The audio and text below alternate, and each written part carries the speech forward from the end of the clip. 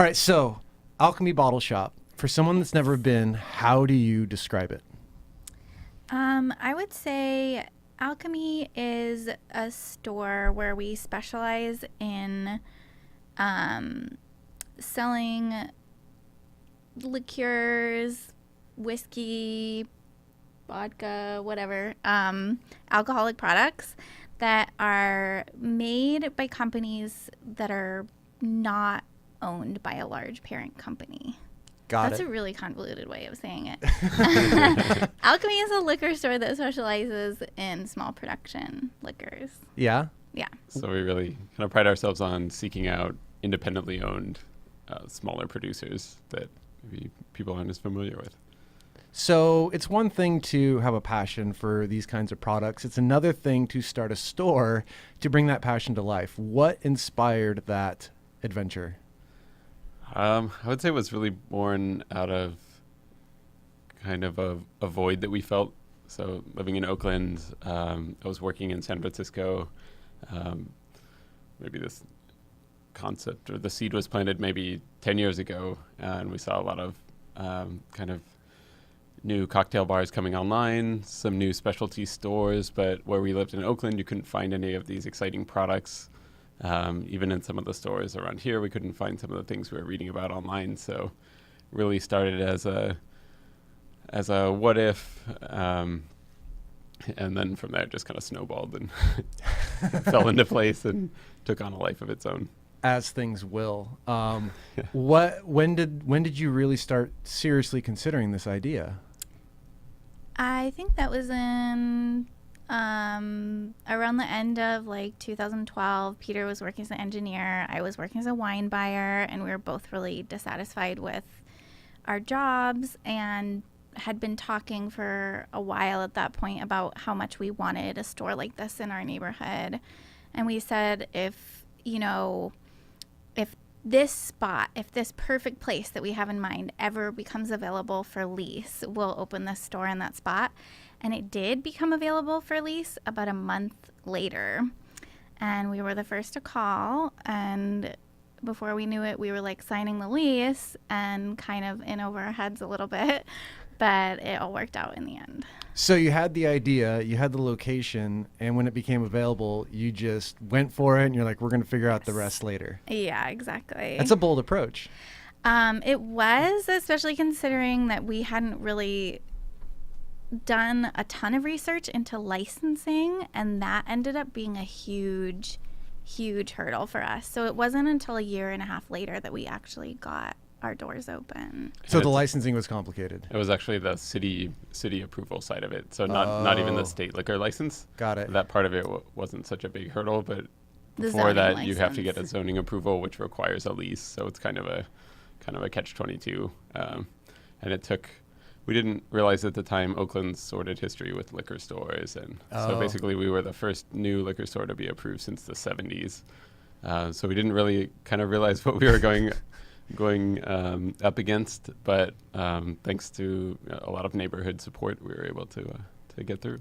Okay, so you got this location, you got this idea, you figure out what you have to do on the logistics in terms of the licensing and so forth, but what about the vision? How did you go from we want small production stuff available to bringing it to life in a store? Well, I had worked retail a lot in my career on and off. And so I kind of had an idea of how it works and, like who to contact for product. I also had a really strong vision of what I wanted the store to look like, and Peter was pretty much on board with that. A lot of people say when they come into our store, like, I've never seen a liquor store that looks so pretty. And I guess we couldn't have imagined doing it any other way. We wanted to display these products in a really nice looking atmosphere. So the process involved a lot of like researching products, tasting with various distributors, hiring contractors, getting the whole place built out. It was basically like a concrete box when we moved in. And so we did a lot of work on the interior. I would say one upside to the year-and-a-half long process that Tova mentioned that it took to get the city zoning approval was that we had a lot of spare time. So we visited a lot of distilleries and wineries all over, not just in California, but especially close to the Bay Area. And we got to become familiar and do a lot of product research kind of ahead of time. So that gave us a pretty good kind of idea of some initial inventory we wanted to bring in. And how did you approach this idea of being a curator? Because you can't carry everything. So how did you whittle that down to what you would actually carry? I think that's still the hardest part of our business is figuring out like what products we want to have on the shelf. It's not always necessarily our favorite products because we wanted to stick to a theme, and the theme that we wanted to stick to is independently owned or very small or not widely available. And for that, I think there's a lot more that's the opposite of that. You have to really seek to find these like smaller producers, and a lot of our favorite producers are getting purchased all the time and changing the way that they do things. And so it's something you have to really keep up with. But for us, that's been our rule of thumb all along is like, if it's owned by a huge giant parent company, it doesn't sit on our shelves. And that creates a lot of kind of background work for us because people are bringing us new products all the time. Mm-hmm. And there's a lot of marketing, smoke and mirrors. And oftentimes it's quite hard to get to the bottom of who actually owns the product. And the sales rep isn't not necessarily forthcoming with the information, or it's very carefully, it may look like kind of, it's almost like a shell corporation. It looks small in the way that they present it, but then, you dig, you peel back some layers and you see that it's maybe owned by a much larger company, or it's maybe sourced and it seems like a distiller producer, but it's actually purchased. So there's always quite a bit of research involved in that process. Has that commitment resonated with your customers? Definitely. I was a little nervous at first that people would be very brand loyal, and we do see some of that sometimes. Someone will come in and want a particular bourbon, and their heart is set on finding some kind of culty collector bourbon or something that they love. But for the most part, people are extremely open-minded, and it's been a great experience because people just haven't been exposed to that many different products. They've seen kind of like what's at the supermarket or at a bigger box store, but they kind of they hear that there's all this stuff happening with craft spirits, and they want to experience more. And so they maybe have something in mind, a certain gin, but if we don't have that, they're usually pretty open to us pointing them towards something similar. We're also really careful with our staff training and just, amongst ourselves to approach it a certain way when we're talking to the customer, because the one thing that we want to support less than like big brands is people being super pretentious about their alcohol. So if someone comes in and they're looking for a specific product, instead of saying like, no, that product is bad, we have something better, we have to be really careful to make sure that the customer knows it's not that we think that product is bad. It's just that product is available so many other places besides our store, and we can point them towards something that's a little bit more unique that they wouldn't necessarily find elsewhere. Has your commitment to smaller producers been difficult for you to stay true to? Because I have to think it's probably a bit more expensive than going after some more price-friendly products. Yes, it's difficult for a number of reasons. Price being one of them, and we're really sensitive about the neighborhood that we moved into in Oakland is a neighborhood that's like gentrifying really quickly, and a lot of people are getting displaced, and the last thing that we want to do is open a business where our product is inaccessible to the people who have lived there for a really long time. So we're trying to keep our prices reasonable, which means lower margins for us a lot of the time. But it's also difficult because we like some of the products from bigger brands. It's not that we think that their products are bad. It's more that we think that their approach to business is bad, and we don't like the way that they monopolize the entire industry and don't leave a lot of room for the more interesting things to come through. So there are a couple products that we feel really conflicted about, like products that I love and would love to have on our shelves, but it just doesn't fit with our vision for the store. And it's often really challenging to draw that line in the sand because it's maybe things that customers ask for and that we know would sell well, but then it conflicts with kind of our message or our theme overall. So it's a difficult decision to make a lot of times, and it's a constantly changing landscape. Like Tova mentioned, a lot of these small producers, like if they're successful and they build a brand and they create a big following, then eventually they're going to maybe catch someone's attention and get purchased. And on one hand, that's great for them. It means that they did their job well and they grew the brand, but at the same time, then we have to sometimes cut the cord. Yeah. And what role does Oakland play? I mean, you talked a little bit about the neighborhood, but how is Oakland a character in your guys' adventure with this store? Well, we lived very close to where our store is located at the time that we opened the store, and it was like our neighborhood that we were living in. So for us, the motivation was always like, this is something that we want to have in our neighborhood.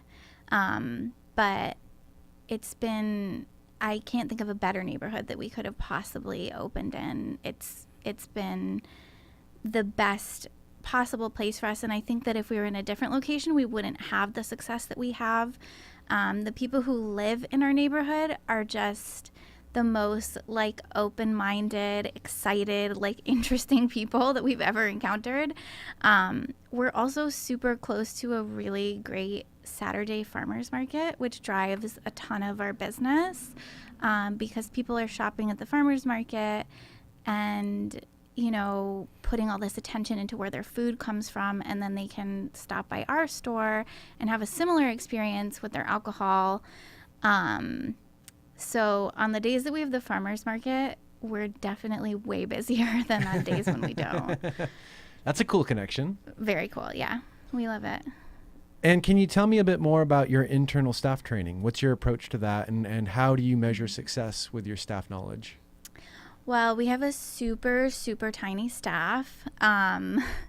We have 2 employees aside from ourselves, and we've had a little bit of turnover in the 3 years that we've been open, but not much. So I think maybe 4 or 5 people total that we've ever trained. Most of the people that we have brought in have had a lot of interest in the products.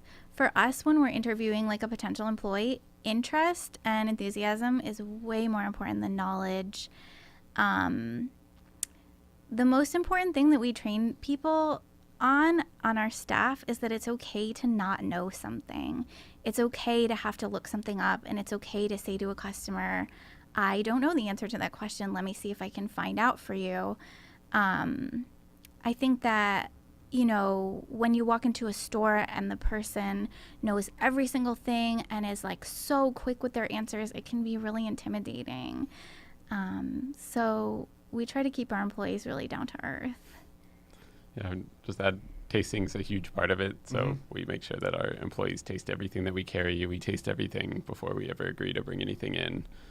We all take detailed notes. We write the tasting notes on the shelf ourselves. But a big part of that as well is tasting things that we don't carry, because so often the customer will come in and they'll ask about a particular product that we don't carry. And so you have to be familiar with not only what's in the store, but what's out there so that you can kind of make parallels. And now that you guys have been open for a while, are you finding people developing a trust with you where they'll come in and say, hey, what gin should I be drinking? Absolutely. We definitely have like regular customers who come in and they want to know what's new, or they, want to know what's good for the season. We also have clubs. We have a whiskey club, a gin club, actually 2 whiskey clubs. So cool. A single malt club, and a craft whiskey club, as well as a gin club and an agave club, which is kind of new for us, where these customers basically are putting their trust in us in a big way, where they're saying we'll commit to buying any bottle that you choose, either once every other month or once every quarter. It's different for each different club, and then we're able to get them some really unique and interesting things that wouldn't necessarily be available year round on the shelves. So It's awesome. Yeah. It's a really cool idea. And then you guys do classes and tastings for your customers as well, yes? Absolutely, yeah. Yeah, so we time Saturday tastings to be right after the farmer's market. That's, like she said, that's a great day for us. And so those have been really popular. We do them every Saturday afternoon. It's a great way for people to kind of taste new stuff.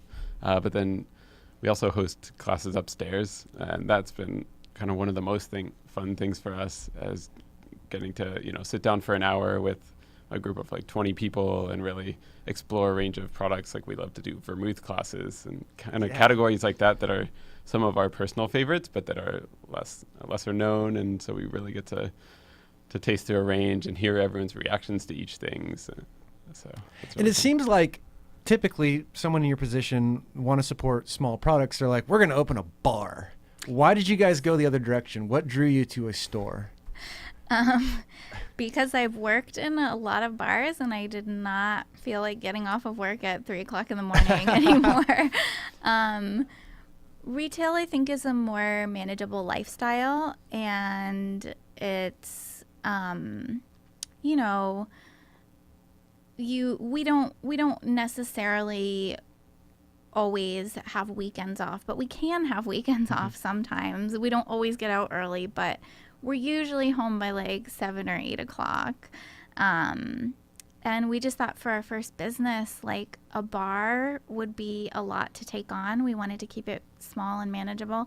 And also, there are a ton of bars in Oakland, really cool bars. And what we were lacking was the retail. So that's where we really saw the space. Yeah, and we've gotten a lot of industry support, which is great. We offer an industry discount to people that come into the store, and so we love to go out and see what everyone's doing, and that's something that we've enjoyed for quite a while. So you guys make it sound so simple. Well, it's anything but. Yeah.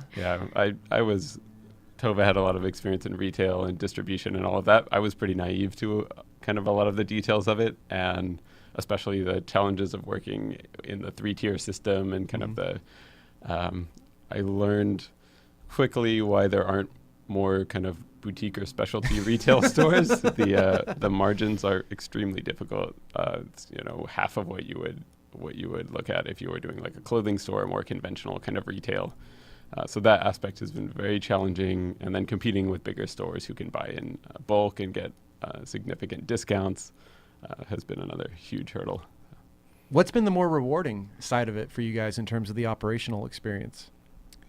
Definitely. As Peter was saying, the most rewarding thing we do is classes. When we teach a class on like sherry, for example, and half the people in the room have only ever had like sweet sherry out of their grandmother's liquor cabinet, and they, at the end of the class, are like, I had no idea that this thing even existed, and now I'm going to drink it all the time. That's like probably the funnest moment for us. Yeah? Totally. Yeah, I would agree with that. Yes. But just customer interaction in general is really rewarding. Seeing when, something really clicks with a customer and they come back in and they say like, oh my God, this thing you recommended to me is like amazing. When we turn someone on to something new that they really love, that's always really exciting. Yeah, building those relationships with people in the neighborhood has been great. And a lot of them will come in and say like, hey, I visited this distillery you told me about in Santa Cruz. Yeah. It's so awesome. And so kind of having those moments makes it the most worth it.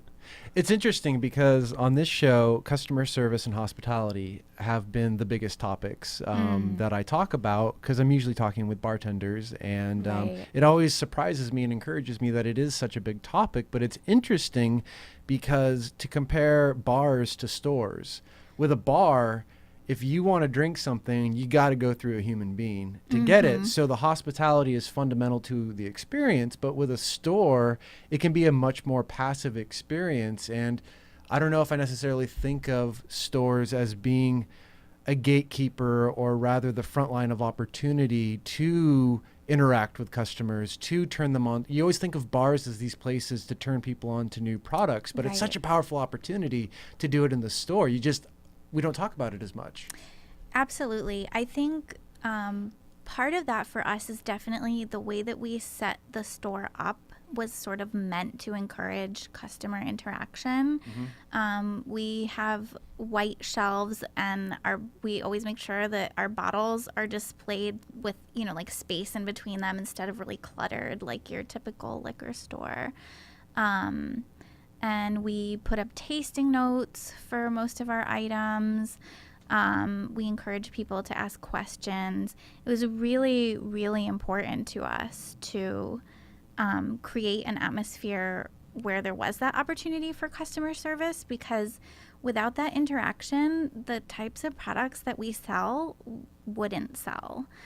People need to be sort of educated. They need to be told. It's unfair to the customer if you assume that they're going to walk into a store like ours and know what every single thing is. So we work really hard to make it as much of an interactive experience as possible. And with the clubs and the tastings and the classes, I think that really helps to encourage it too, because there are a lot of opportunities to like talk to someone and taste something and really sort of get into it. And working there, it's the most fun when someone comes in and they see something and they say like, "Whoa, what's tomorrow?" Like, never heard of this. Just so many fun conversations come out of that. But there are other customers who do like a more kind of internal kind of process. They want to read the notes themselves. We try to put out like different cocktail displays with recipe cards that they can take to give people ideas, and try to make it so that you can have as interactive of an experience as you want. And what categories have your guys' fascination right now? What are you excited about? Definitely all of the crazy like herbal and bitter European liqueurs that are coming on the market. Those are our favorite things. I think when you are in the industry and you taste a ton of like whiskeys or a ton of gin, there are all these regulations about like what is a whiskey, what is a gin, and there are only so many directions that you can take it in. Whereas with liqueurs, there's so many crazy things. It's like every couple weeks we have someone bringing us a new product that's made out of some like obscure herbal thing that we've never heard of, that's traditional in some like crazy country that wasn't imported to the US for a really long time, and now it is. So we're super into those. It's a very creative category. It's super creative, and there's so much potential for cocktails as well. Our customers often ask us like, what do I do with this product? And it like, if it's a whiskey, it's like, well, you can do the traditional things like a Manhattan, you could go in a really crazy direction, but when it comes to the like bitter liqueurs, there's so much you can do. So many simple cocktails like spritzes and things like that, especially during the warmer months. So those are always super It's fun. crazy how those weren't a thing for the longest time, and now they're exploding, which is fantastic. Yes. But so many people are discovering them for the very first time. Yeah, we notice that a lot. Like people come to us and are like, what is Genepi, or what is Amaro, or what is Kina? And it's always really exciting to turn someone on to that, because they feel like they've discovered this like totally new thing. It's not like, oh, I found this cool new gin. It's like, I found this cool new category that just like opens up a whole world of possibility. Yeah. And they thought that liqueurs were just these like industrially produced, artificially colored, fruit flavored, like peach schnapps and stuff like exactly. that. Yeah. Visions of my parents' pinochle parties as a child. Exactly. Taking the power back. What about you? What are you drinking? What are you into? I've always been a huge fan of vermouth, so I still am constantly excited by that. We're seeing new things being imported, new domestic producers, a lot of new vermouths from California coming out. So that's been an exciting category. And then liqueurs has just been awesome and just keeps exploding. We used to have, Campari and Aperol, and now there's like 2 shelves of different aperitivos, and there's one from Colorado and one that's naturally colored, and all these different kind of like variations in bitterness and flavor. So it's been really exciting. Have you dug into the Alacio stuff? Oh yeah.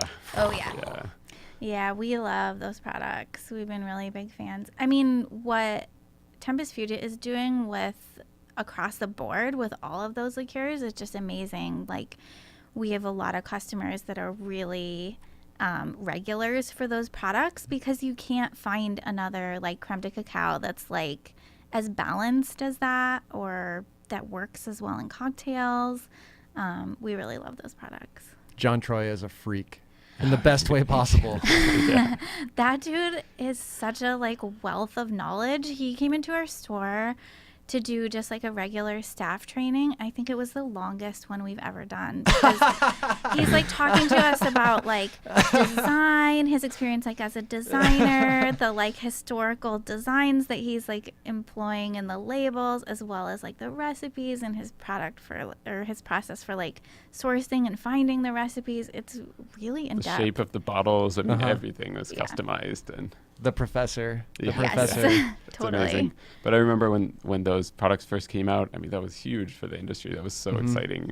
It was such an awesome time, and it really, I think, has kind of paved the way for more people to I have follow no suit. idea how he does it. Like, everything that he produces is just incredible, Yeah. Absolutely. and he makes it look easy. It's all that research. It's the like crazy amount of research he does. He doesn't produce anything that doesn't have like tons of research behind it. Mm-hmm. But that's a really inspiring kind of brand, because I mean, the consistency, it's not just the research, it's the taste, the texture, the label design, like everything is just so well done. So what's the future hold for you guys? What haven't you done that you'd like to do? Where do you want to take this shop? Well, we would love to. One thing that was really difficult for us is that we wanted to do more classes than we're legally able to. There are some really strict laws in California about how you can handle on-premise if you also hold an off-premise license. So when you're retailing distilled spirits, this doesn't go for wine or beer or anything, but if you're retailing distilled spirits, you cannot ever pour distilled spirits. They recently came out with a tasting license that allows like a producer to come in and pour tiny samples of spirits, but we can never pour someone a sample of like a whiskey or a gin or a tequila. We're only allowed to pour things like vermouth and sherry. So we had this vision of being able to do like whiskey classes and agave classes and all this fun stuff that we were not able to do. And we've tried to find every possible way around that law, and it's really, really difficult. But that, I think, would be the next step for us, maybe partnering with an on-premise location or getting a hold of a location of our own that could double as on-premise, so that we could really, it's the thing we get asked for most by customers. Mm-hmm. People want to learn about these things. And, you know, in a bar where the bartender is making your drink for you, it can be kind of inaccessible. I mean, there are great bartenders who make it accessible, but at the same time, they're really busy.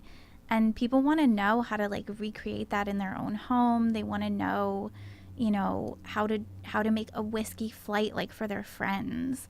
You know, like how to pair different like gins with different like tonic waters. Mm-hmm. And that's just something that we can't ever really address in depth. So I think that's the thing we would most like to move into. Yeah, I agree. I always dreamed of, hosting distillers who were in town and sitting down for a more in-depth kind of tasting and educational process. It's great to host them on a Saturday, and they could maybe hold a group of people's attention for 10 minutes max while they taste 3 little samples. But to sit down and really dive into a range of things that they make would be really fantastic. And to be able to host people for kind of industry-related events and things like that. Mm-hmm. I mean, we can do it off hours at our own risk, but to be able to do it in a more kind of open public way would be great. So. And earlier you were talking about your commitment and really pride about, your local neighborhood and community. Mm-hmm. And also this idea that there haven't been a ton of new independent liquor stores in Oakland. Can you reflect a little bit on what it feels like to be perhaps part of the next generation of spirits shops in Oakland, to be so young in pursuing this and kind of carrying that torch for the local community there? Absolutely, yeah. I think I think it's been really great in that we've really been able to sort of capture people's interest and trust. And something that we hear a lot, this is probably our most asked question, is that people literally walk in our door and say, what is this place? Like they have no idea like what we even are or what a bottle shop is. And so getting to like introduce the community to that has been super rewarding. And we're starting to see more little bottle shops popping up all around Oakland. I mean, I think it's a trend that's happening everywhere, but, you know, to see it happening where we are is really exciting, to know that this is becoming like an everyday part of people's lives, and that they are the thing we want to communicate the most always is that if you care about where your food comes from, if you're shopping local and you're shopping at the farmer's market, alcohol is an agricultural product, and you should be caring about where that comes from too. If you make the effort to not like eat foods that are produced with GMOs, like you shouldn't be drinking whiskey that is made from GMO corn. And so seeing people really sort of like adopt those ideas and seeing it become like a lifestyle choice for people has been really cool. Anything to add to that? No, I was going to say the exact same thing about people's question. I mean, it really is amazing, like, the kind of questions we get, because it's just like you could see people's minds being blown. Like, do you just sell empty bottles? Like, what is it? I don't understand. You know? Yeah. So kind of explaining, but people get really excited once they experience that they can shop for alcohol like that. It doesn't have to like feel like you're doing something like where you feel guilty and there's like fluorescent lighting and you just get in and get out, you know? Right. I hate fluorescent lighting so much. so much. Guys, thank you so much for all the great work that you do, your inspired approach, trying to do it the right way, and adding a little bit of color, you know, to other people's drinking experiences. It's such a noble pursuit, and I find it very inspiring. So wish you nothing but the best in the future, and I look forward to crossing paths again very soon.